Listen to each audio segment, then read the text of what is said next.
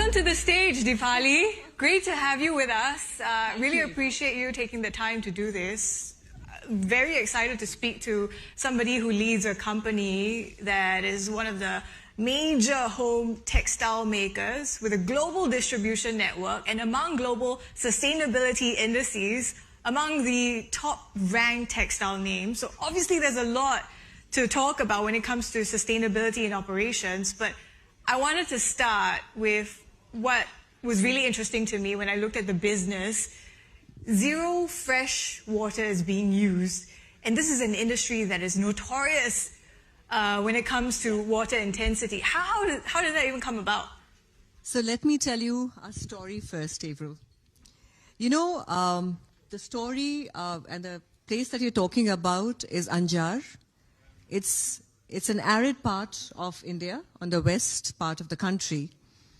And it got devastated by a massive earthquake, you know, and in 2001. And that's where, post that, we set up this plant. We guzzle, by the way, 30 million liters of water every day. And can you imagine if there's no water? And as a textile company, we are guzzling that much of water or using that much of water, and there's no water for the communities or the farmers. So hence, this was a project that we took because we believe that, you know, we are the agents of change. We need to make that impact. And hence, we started, we give royalty to the communities. We take the sewage water, we recycle it and use it in our operations. So the farmers get their water for irrigation, and the communities get potable water to drink.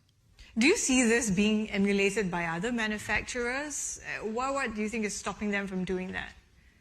You know, I think it is the size, maybe, at the moment.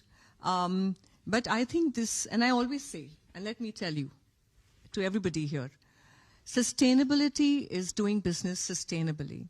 Because there's a lot of apprehension, Avril, that, when you invest in sustainability, it's going to be expensive. The overhead costs are too much. So I think there's going to be a water tax that goes on, year on year. This is an opportunity for people to look at it.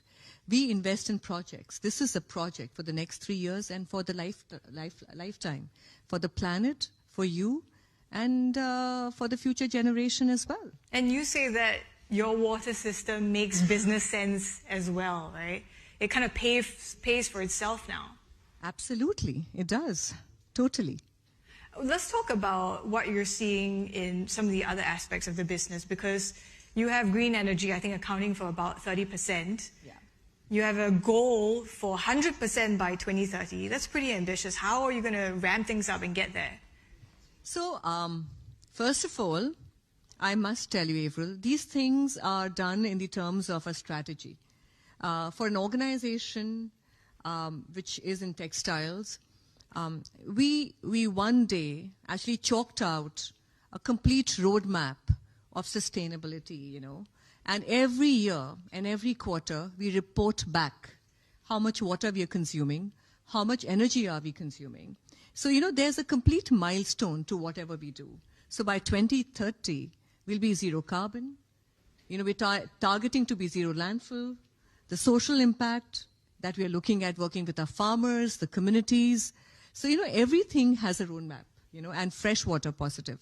So, I just want to say that without a roadmap, without a strategy, nothing is possible. Now it's coming from solar, biofuel. Yeah. What is that roadmap looking like when we hit 2030? So, so when we talk about green energy, this was something when we took up, it is an investment upfront, right? But when you talk about the coal and the energy basket, let me tell you, 2 years back, everything went for a toss. So when we talk about coal, is it sustainable? No, it isn't. When we talk about green, can you imagine our costs will go down by 30 to 40%? It's a big deal, right? So for us to have green energy that's going to be sustainable, and it's also going to be cost competitive, I think that's what we're looking at. Especially given how you're operating in a country that is still a net importer of energy. But I can tell you one thing, April. But I think when you talk about net import of energy in the terms of, but I think for India, India has a very big opportunity in the terms of green, and I think it's been a very integral participant in changing and becoming and adapting green energy very, very fast as well. That's very encouraging to see. Some of the other trends that we're seeing also is AI, and you're incorporating that into sustainable cotton farming. How exactly does that help farmers? So when we talk about AI, I think AI is about an AI, for us, for farmers. When we talk about India, small farms, farmers are not educated. So we took on this project with 26,500 farmers. And we are growing cotton. We're helping them and enabling them to, grow cotton, the Better Cotton initiatives that we do, or organic cotton. We have tied up with a startup for AI.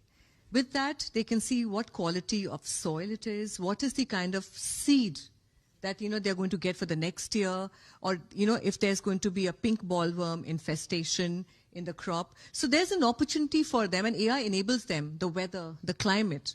Because the farmers, their livelihoods depend on it. And India is an agricultural country. Now, when you talk about the AI, let me also tell you, we employ around 20,000 people in our factories, right? When we do our towel counting, and you can imagine, every day we are producing more than 150 tons of towels, right? And a person is counting that towel, right? Now, AI enables you and enables him to see that, there's no fault in that cotton, in that towel.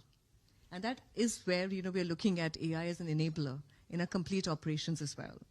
Industry 4.2 is also a very important part of what we do, April, here, because measuring how much energy we are using in every day, how much water we are consuming every day, is also measured. So I think this is a new way of doing things now.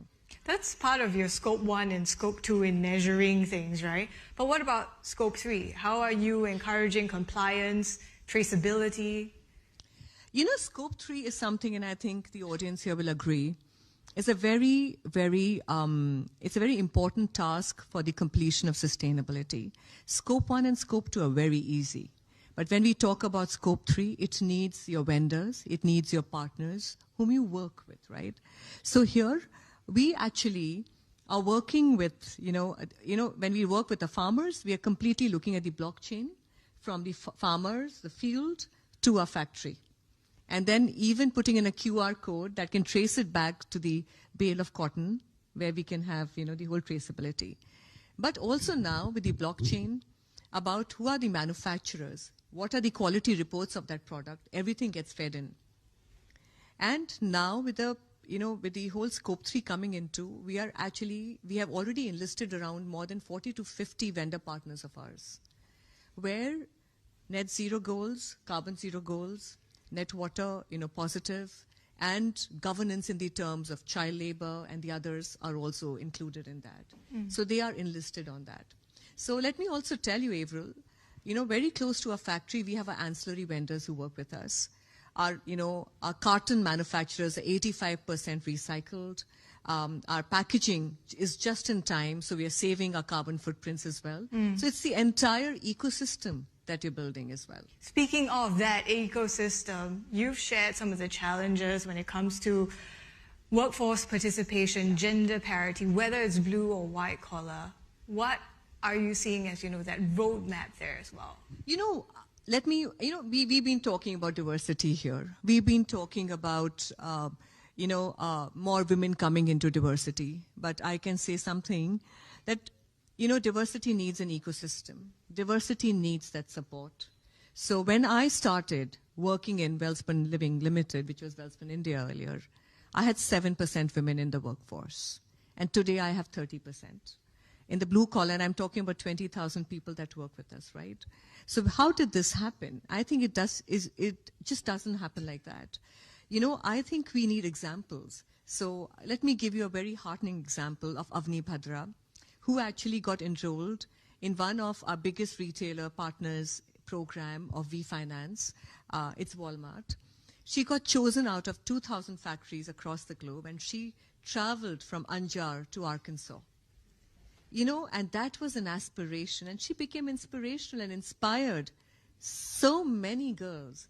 And they all, you know, so many girls came to participate. Now, in India, a lot of time we don't have the third shift. We run all the 3 shifts.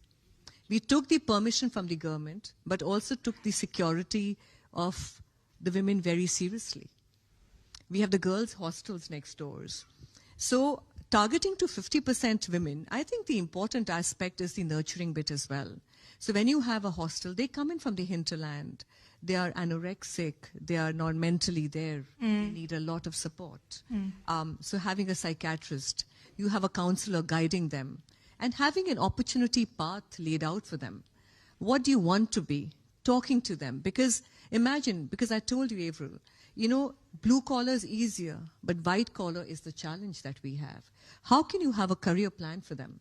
So, you know, now a lot of girls, I mean, in fact, this year, 50 girls graduated. And now they graduated virtually. And now they are part of a plan for a white collar roadmap and succession as well. So, you know, this is very, very important. And when you talk about white collar and leadership and diversity, I think you need peers supporting them.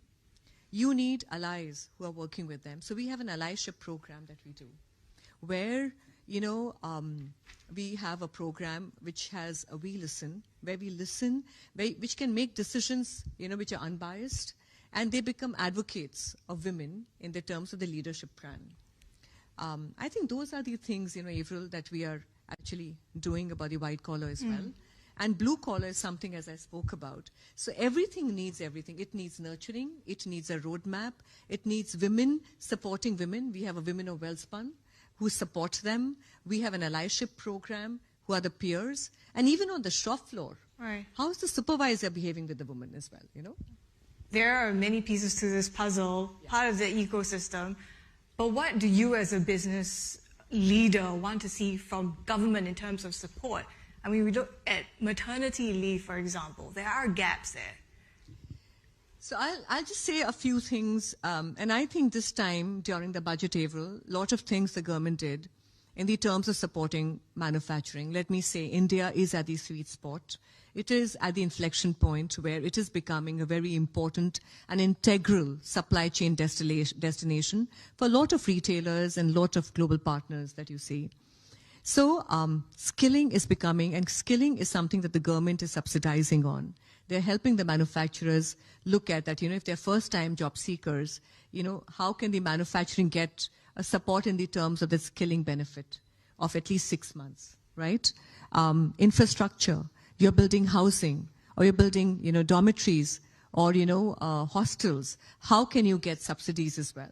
So this is a very important aspect. There are a lot of training programs that the government also does. There, again, there's an opportunity for the manufacturers to get an opportunity to take these subsidies and, you know, encourage more and more people to come to fold as well. Speaking of governments, we're also looking ahead to the US election, as our previous panel has been discussing. It's still too early to tell if there's going to be any material impact on ESG regulation, but how are you viewing this? You know, let me tell you, I think sustainability goals for Wellspun are intact. I mean, and I mean, let me tell you one thing, and I think we are sitting in a sustainability summit here. We're talking about the planet Earth, aren't we? And I think if we all have to play a role here, and we have to be responsible, and I think that's what Wellspun Living takes their role very, very seriously. So I think for us, our roles are intact, irrespective of who comes on board. For us, it is very important to work towards creating that kind of a green ecosystem and leave this planet sustainable for the next generation. And I mean, look at the consumers, look at the food, the eating habits have changed, the way they want to look at slow fashion, everything is changing. So we are on track, and I think so is the consumer too. The sustainability push of the business, you're saying it's going to be intact regardless Absolutely. of the politics of the day. Share with us a bit more about your journey as well to the boardroom. I mean, you jumped into the workforce at the age of 30, and then, you know, look where you are now. Tell us more.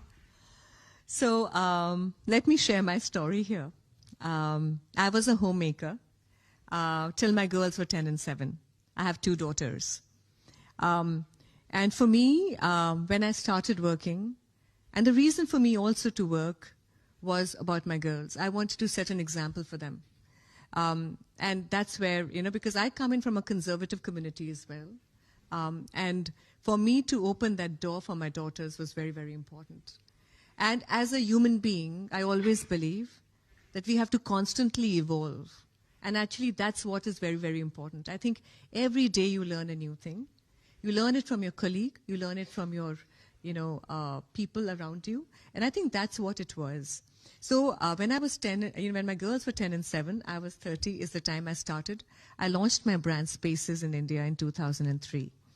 I had my chain of retail stores. I had 200 retail stores, which I had to shut down, by the way. It was very painful. And 2010, I came on board of Welspun Living Limited, which was Welspun India at that time. Lot of judgment in the terms of whether, I was capable enough to take that role. I've learned one thing, April, and that is that, I was learning how to buy cotton, how to do the spinning or the processing. That is something you got to learn. But the important thing, April, is to play on your strengths. I knew what my strengths were. And that's where I started my journey. And never give up. There'll be a lot of times when you feel that, it's not looking good. But I think, and that's the time you have to even push further to make that happen. Push through. I can relate to that imposter syndrome. Dipali, that's all the time we have for now, but really great to hear you sharing not just your own journey, but also the sustainability plans for the business. Dipali Goenka, CEO and Managing Director at Welspun Living, everyone. Thank you. Thank you. Thank you, April.